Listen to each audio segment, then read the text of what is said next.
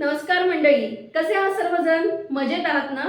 आणि मी बरेच दिवसानंतर हा प्रश्न तुम्हाला व्हिडिओमध्ये विचारत आहे की कसे आहात सर्वजण.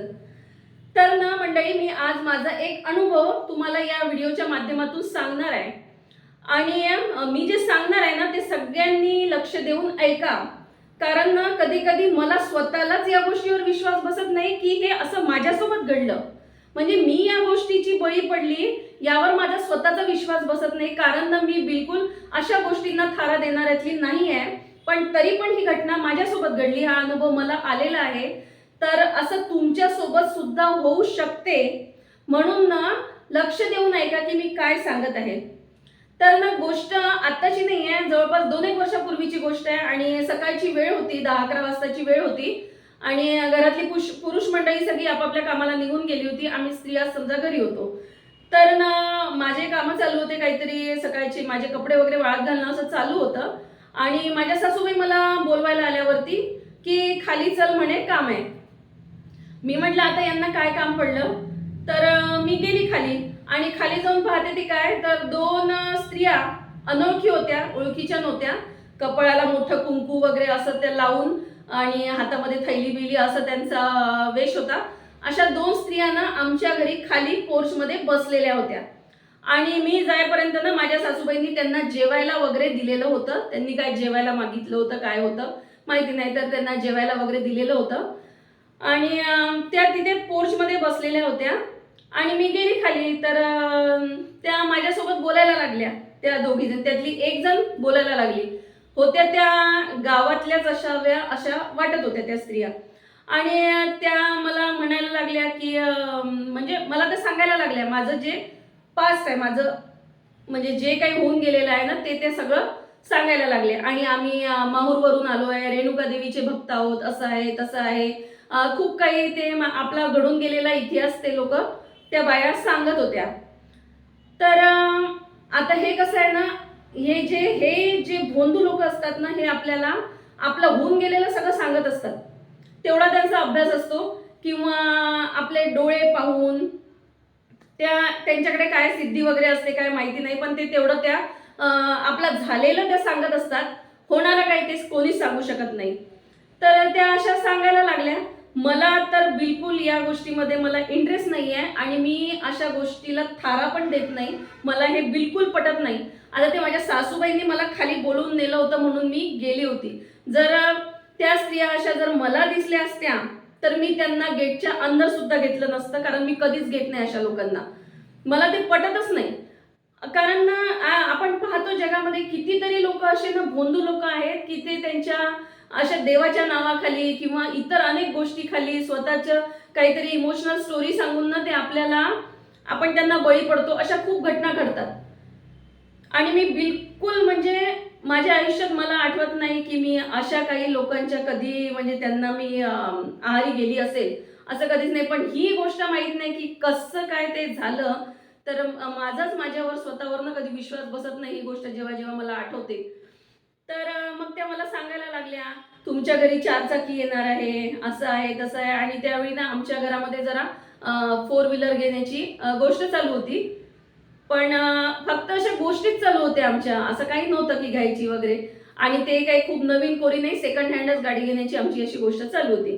तर तुमच्या घरात लवकरच 4 चाकी येणार आहे म्हणे, तुमचं असं होणार आहे तसं होणार आहे, तुम्ही अशी प्रगती करणार आहे, तुम्ही तसं करणार आहे, तुम्ही माहूरला जा, हे करा ते करा, असं त्या सांगायला लागल्या. आणि मी त्यांचं ऐकत होती. मला पटत नव्हतं पण मी ते ऐकत होती. तर मग ती त्यातली एक बाई थोड्या वेळाने ना डोळे असे मोठे मोठे करून बघायला लागली. आणि मी पण तिच्याकडे बघायला लागली. तर ती मला काय म्हणाली की जा म्हणे आता पंजे पंजेच्या नोटा घेऊन ये म्हणे. मी म्हटलं तर पंजे पंजेच्या नोटा म्हणजे काय, मला काही कळलं नाही. पंजे पंजेच्या नोटा, मी म्हटलं काय म्हणताय म्हटलं तुम्ही.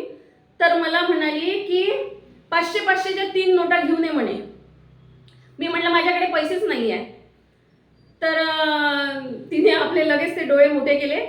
आणि खोटी बोलते का म्हणे, तुझ्याकडे पैसे नाही आहे का, जा बरं म्हणे तुझ्या पर्समध्ये पैसे आहे की नाही, 500-500च्या कोऱ्या कोऱ्या नोटा आहेत म्हणे, पहा म्हणे, जाऊ दे म्हणे आहे की नाही. मी म्हटलं नाही आहे माझ्याकडे पैसे, आणि असले तरी ते तुम्हाला द्यायसाठी नाही आहे म्हटलं.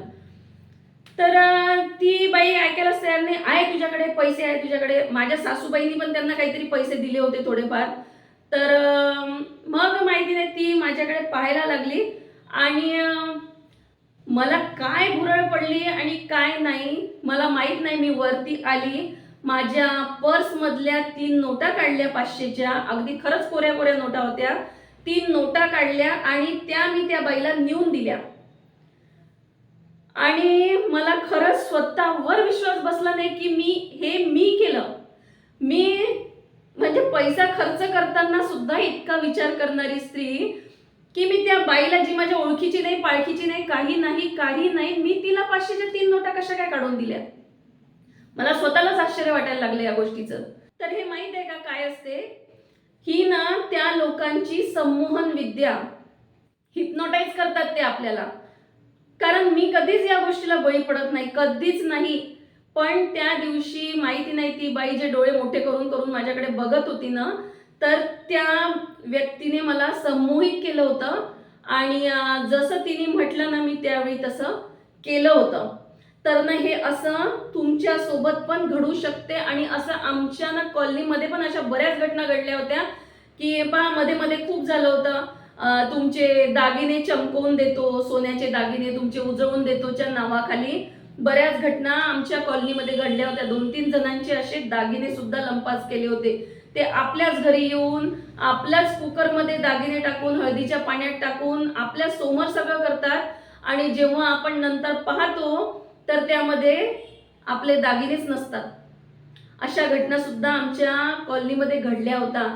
तर हे असं ना होऊ शकते आणि हे माझ्यासोबत घडलं म्हणून मला अचानक आठवलं की अरे हा अनुभव आपण नक्कीच सांगायला पाहिजे. कारण जे असं घडते आणि या गोष्टीला ना आपण बळी पडता कामा नये. खरं तर मुळात ना त्या लोकांना आपण घरातच घ्यायला नाही पाहिजे, आपल्या गेटच्या आतमध्येच त्यांना घ्यायला नाही पाहिजे. आणि तीच चूक आमच्या घरी झाली होती. त्या आपल्याला असेच सांगतात, भूक लागली आहे, जेवायला द्या, पाणी द्या, पैसे द्या, ढमकं द्या, इथे जायचं आहे, जायला तिकीटला पैसे नाही, असं तसं. आणि आपण बाया ना खूप हे असतो आणि त्यांना त्यांच्या या गोष्टीला आपण बळी पडतो. तर ना हे कधीही चुकून करू नका. जो अनुभव, जे माझं नुकसान झालं आहे ते तुमचं सुद्धा होऊ शकते. म्हणून ना सतर्क राहा, सावध राहा. यासाठीच हा व्हिडिओ मी बनवत आहे आणि तुमच्यापर्यंत पोहोचवत आहे. जर तुमच्यासोबत सुद्धा असं काही घडलं असेल तर तुम्ही मला सांगू शकता. आणि माझा व्हिडिओ जर तुम्हाला महत्त्वाचा किंवा उपयोगी वाटत असेल तर तसंही तुम्ही मला कळवू शकता. तर असा हा आजचा व्हिडिओ होता आणि तुम्हाला कसा वाटला आणि तुम्ही शेवटपर्यंत माझा व्हिडिओ पाहिला त्यासाठी तुमचे खूप खूप धन्यवाद. आणि माझा व्हिडिओ आवडला असेल तर नक्कीच लाईक, शेअर तर जरूर करा, कारण सगळ्यांपर्यंत ही गोष्ट गेली पाहिजे. आणि सबस्क्राईब करायला विसरू नका. धन्यवाद.